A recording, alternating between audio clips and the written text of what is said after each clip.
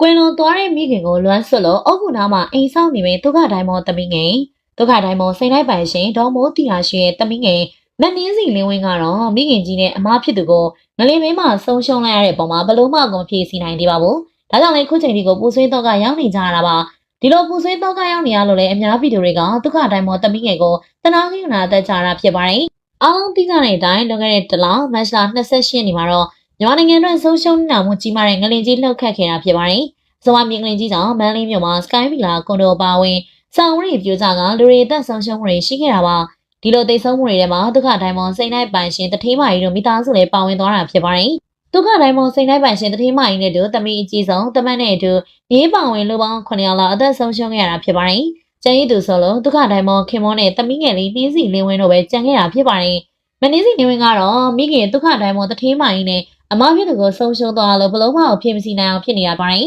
မနှင်းစီလင်းဝင်းဟာနောက်ဆုံးချိန်မှာတော့မိခင်ကြီးနဲ့အမဖြစ်သူရဲ့အုပ်ကိုကြောင့်မှနေကျင်ခဲ့ရလို့ဆိုပါတယ်ဒါကြောင့်လည်းခုခါမှာတော့ဒုက္ခတိုင်းမောသမီးငယ်မက်နင်းစီလင်းဝင်းဟာမိခင်နဲ့အမဖြစ်သူတို့ကိုထောင်ရနေကြတာကြောင့်အုပ်ခုနာမှာတိုက်ရင်ကြီးဆောက်ခါတသက်လုံးနေသွားမယ်လို့ဆိုပါတယ်ခုရပိုင်းမှာတော့မက်နင်းစီလင်းဝင်းဟာမိခင်နဲ့အမဖြစ်သူတို့တလားပြည့်လူလို့ဖို့လည်းပြင်ဆင်နေရဖြစ်ပါတယ်